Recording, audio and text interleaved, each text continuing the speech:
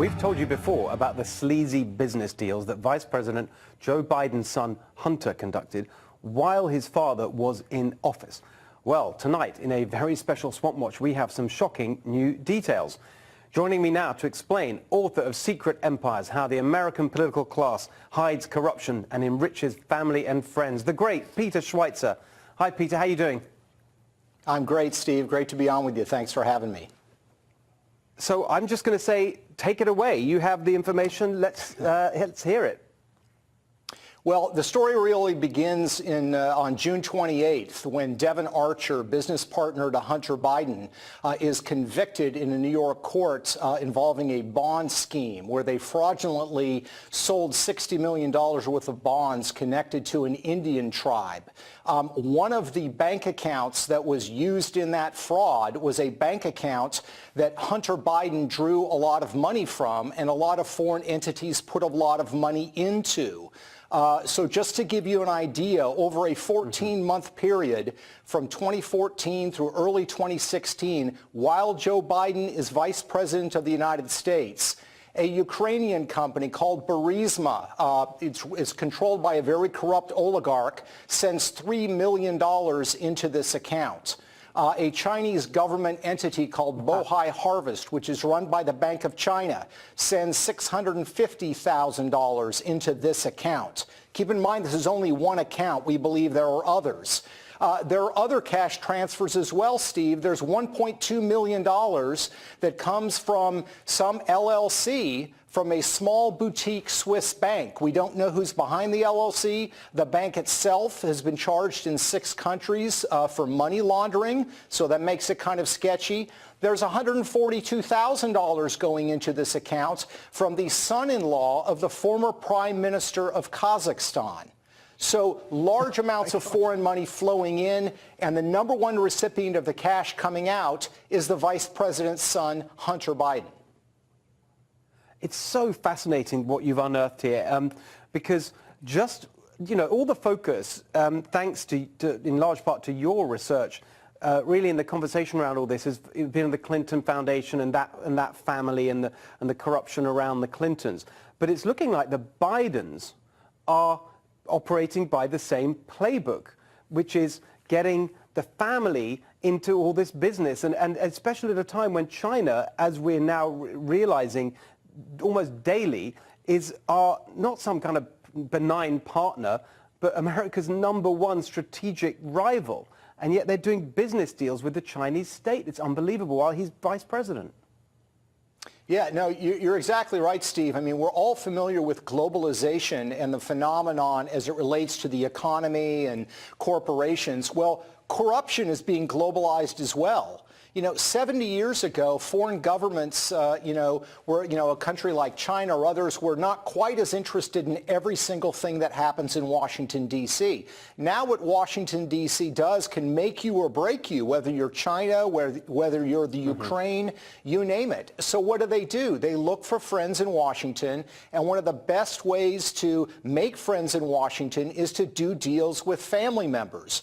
Joe Biden every year as vice president, he has to disclose his income, assuming those disclosures are honest. He can't have a big fat check from the Chinese government in that disclosure form. But his adult son, Hunter Biden, he doesn't have to disclose anything. So, as I recount in the book and we've talked about on your show, in December of 2013, Vice President Biden flies over on Air Force 2 to Beijing, China. On the plane with him is Hunter Biden. They have a lot of meetings. Vice President Biden doesn't really challenge the Chinese on much of anything. 10 days later, when they return, Bohai Harvest, this company we're talking about, agrees to a $1 billion private equity deal with Hunter Biden's firm. And that's just one example of the sort of thing we're talking about. And this guy, I mean, a lot of people on the Democrat side are talking about him as their preferred candidate for president next time. Yeah, I mean, this is, I think, going to be a central issue because if you look at the trajectory of Joe Biden as vice president, he was essentially U.S. point person on Chinese policy, and he was widely criticized for going very soft on them as it related to the South China Sea. That's at the same time his son is getting large checks from the Chinese government. Joe Biden is also point person on U.S. policy towards Ukraine at the same time that his son is getting large checks from the Ukrainian government, and he's accused of looking the other way at fraudulent behavior and corruption within the government of Ukraine. While his son is getting paid, Vice President Biden makes 5 trips to Ukraine on very, very sensitive matters. And the suggestion that somehow he's not going to be sensitive to that fact is absolutely ridiculous. Honestly, Peter, your work is so important, and we so appreciate you coming on and sharing it with us, and all the work we're doing together for Swamp Watch. Really appreciate it. Good to see you. See you soon. Okay. Thanks, Steve. President Trump taking off the gloves to deliver a major blow against potential 2020 rival Joe Biden. I dream about Biden. That's a dream. Look, Joe Biden ran 3 times. He never got more than 1%. And President Obama took him out of the garbage heap, and everybody was shocked that he did. I'd love to have it be Biden. I think I'd like to have any one of those people that we're talking about. You know, there's probably the group of 7 or 8 right now. I'd like to run against any one of them. But Biden never by himself could never do anything. President Obama took him, made him vice president, and he was fine. Crazy Uncle Joe is saying he's going to make a decision about taking on Trump by January. If he does, here's a preview of potential coming attractions. They asked me, would I like to debate this gentleman? And I said, no. I said, if we were in high school, I'd take him behind the gym and beat the hell out of him. I got Biden. He said, I'd like to take him behind the gym. Oh, I dream of that. Biden. I'd like to take him behind the gym if I were in high school. I mean, all kidding aside, wouldn't you? I mean, for real. Can you imagine if I ever made that statement? Donald Trump is a bully. He threatened Vice President Biden, but he can say it. Everyone thought, oh, that was a wonderful statement. Look, folks, I gotta... You know what you do with Biden? You go like this. And he'd fall over. Just... Tough guy, Mr. Tough Guy. Mr. Tough Guy. So before we get to that news, there's some other news I want to address. I have a new hairstyle that I'm debuting. There we go. And I want to take it around the table. If anybody can notice the side, it's a little different. What do you think, Greg? I was going to say, if you think Biden is running, you're as high as Jesse's hair, because you're a cross between Morrissey and Elvis in the bad years. I was going to take that as a compliment. I think it looks like you just got out of a nice convertible. Thank Parked you. it right outside the offices, came into work.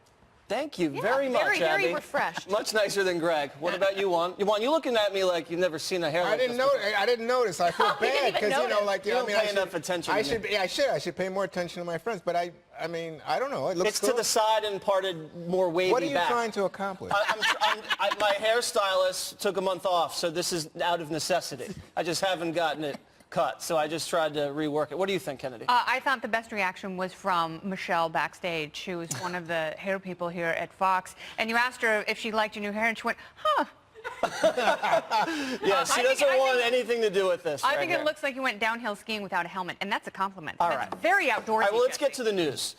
Greg, what did you think about this potential matchup, Biden versus Trump? Well, it just tells you how hard it is to be a Democrat. Is this a party or a rest home?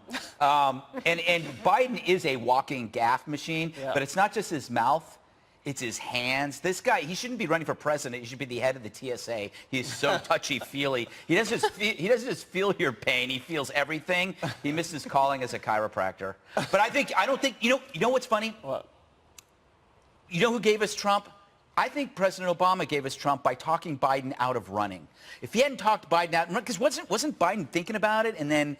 Well, he didn't want to go against Hillary. Yeah. It was her turn. It was her remember? turn. Exactly. So do you think that Biden could get through a primary against Bernie Sanders? I mean, that's going to be a tooth and nail knockout brawl, I think. Well, so talk about geriatric, yeah. So the whole idea is Biden would be like 78. Yeah. 78, that's pretty. But then you think, wait a minute, Trump is like 74. But he's high energy. Oh, please. So I mean, you say, oh, the Democrats, what kind of party is this? What do they have? But look at what the Republicans have done with a 70-year-old man, right? So I mean, I don't see any big difference. But can he get past Bernie? I think one of the big negatives for Vice President Biden, Senator Biden, however you want to say it, is there's a lot of baggage there having to do with things like his stand on abortion in the Democratic Party. But also, remember, he was a big advocate in terms of questioning for Clarence Thomas and those hearings. And I think a lot of women might have questions about it. I don't think it's a matter of touchy-feely. You can control that. And boy, does President Trump ever have some issues with touchy-feely. But not on camera. Oh, no. That was the NBC thing. Not with daughters of senators. Kennedy, what do you think? A couple interesting things here. I think Greg is absolutely right, because not only did President Obama give us President Trump because it was just a counter-reaction to a two-term presidency, and that happens every time, and they're both pretty extreme when you take them apart, but also President Obama goaded Trump into running at the White House Correspondents Association's dinner. He singled him out from the dais. It was a very funny performance, but he really challenged him, and that's essentially when he got into the race. Biden, this is interesting for Democrats because it says a lot about the party. It says that, you know, there's a big split right now between moderates and progressives. He's polling at the top of the field right now. Sanders actually comes in third, just next to Hillary. So Biden's around 30%, Hillary's 18%, Sanders is 16%, and Warren is at 10%. But it says that they are going in a more moderate direction, that they don't just want a bully, and they don't just want a progressive, and they certainly don't want a progressive bully like Elizabeth Warren. I think it also shows how short the Democrats' bench is. That as we're talking about the age of Joe Biden, and then the next person in line is Bernie Sanders. I mean, that is where we are right now. Here's what I would say. No one has won trying to out-bully Trump. Right? So it's clear that Joe Biden is wanting to get dirty in the mud with him, and I'm not sure he wants to go there. If he does decide to run, you can expect things to get really, really ugly. I don't know that that's going to be good for this country. I think bigger picture is what is the Democratic Party going to stand for? You know, is Biden going to be the more moderate voice, or is he going to appeal to the Elizabeth Warren crowd? Because ultimately, you got to win the primary first. And a lot of them are talking about abolishing ICE, and they want, you know, less border security. So what is the messaging going to be? I think that's going to be the bigger question. I think the answer is pretty clear now because, you know, the success of Alexandria Ocasio-Cortez and much of the party buys into this is the idea that you have good health care in this country. So bring back Affordable Care, Obamacare, however you want to describe it. But you said good health care. Yes. Providing it for those who need. Secondly, you have to do something about the high cost of college tuition, so therefore more in that vein. And I think finally you talk about incomes. And earlier this week on this show, we talked about whether or not guaranteed incomes are socialist or whatever, but more and more Americans think, yeah, you know what? There are too many people All who three don't of those have. aspects where government does not need a bureaucratic stranglehold on healthcare or education or jobs or anything else. I mean, that's the problem. When government gets in the way of all of that, you stifle growth. But back to Joe Biden, he's a politician, and I think he will be able to triangulate. He's also really well liked. That's one of the problems that the rest of the field, other than Bernie Sanders, they have a hard time with that critical likability. And obviously, you know, other than Facebook and Latvian bot farms and Russia, that's what tanked him. And he's a lifelong politician. And I don't know if this country wants more of the establishment, more of the swamp, more of these professional politicians. Can I raise the thing I said that you mocked me for? I don't believe it was, I can't remember. It was 2 days ago. Which one was that? Is it still stinging? Yes, it is. Hillary. If Hillary doesn't have a rematch, and I believe the specter of a rematch will outweigh the dislike for her within the party. I think that the idea of a rematch could be so big historically. Probably the most historical presidential election in history would be a rematch between Trump and Hillary, that everybody would want it because she can't. It'll be the first line in her obituary that she lost to Trump. She has to fix that. There would be a draft Hillary movement? I don't think she could could make it. I don't think she'll be the nominee. Yeah. I don't think she will survive the primary process. I mean, she barely got through Bernie, and it's only because she rigged it. All right, now let's look at the midterm elections, which are only about 2 months away, a little bit over that. House Democrats are unveiling their new campaign slogan. You ready? It's called For the People. They're also reaching out to supporters with power players like Michelle Obama. The former First Lady is launching a voter registration initiative featuring anti-Trump celebs. She's also making comments that may remind you of this. And let me tell you something. For the first time in my adult life, I am proud of my country because it feels like hope is finally making a comeback. In a speech in Scotland this week, Mrs. Obama reportedly said, quote, "The last election in my country does not give me hope." All right, Greg, you want to take on Michelle Obama or the new Dem slogan? The slogan is pure communism. Anytime you see people in it, it's communist, like the People's Republic of China. That doesn't sound too democratic to me. How about we the people? I'm against that as well. Yeah, which people are the Democrats talking about? We the people, huh? Yeah, is it illegal aliens or the people that's the people they want? You know, that's what was the problem with the earlier part of this conversation. You're saying, oh, Joe Biden's a bully. He's threatening to beat up Trump. Trump said something about grabbing women in a certain part, you know? Oh, I remember that now. Maybe if we offered some context, the audience would say, oh, good for Joe Biden. No one's saying that Trump isn't a bully. Juan's saying all the things he wasn't able to say earlier. No, I'm just saying, when you like context, when you say, oh, what about Biden? What about Biden's age? What about Trump's age? Okay, let's move on. But also the celebrities part of this, I think we learned from 2016 that celebrities don't win elections. I mean, how many times we saw Katy Perry, Miley Cyrus on that stage with Hillary Clinton? And they actually lose trying to get the elections. vote? Remember that But Trump's a RNC ad celebrity, the other he won. day that had all those crazy celebs saying, I want to kill President If anything, it actually, I think, energizes the base to get out for Republicans a lot of times because they feel like they don't connect with the elites. They don't connect with celebrities. Michelle Obama is also quite popular right now, though, in the Democratic Party. So that is a better move for them than using Hillary Clinton and Bill Clinton on his book tour. She should that, run. That was a disaster.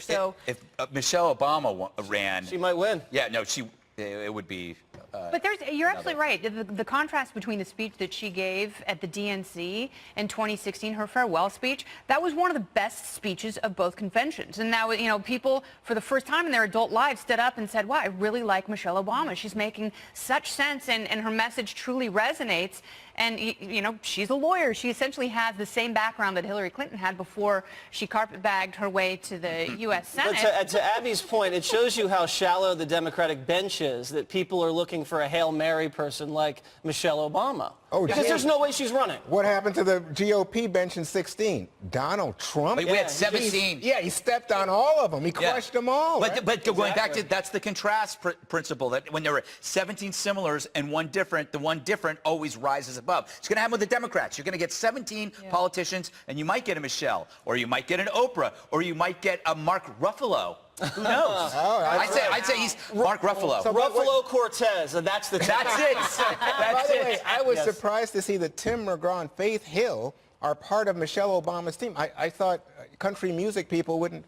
No. They've always been pretty liberal. Well, I'm glad to hear it. I think country music stars are very slow. You guys can have them. Dixie We'll Chicks have the to rest say of the anything. country scene.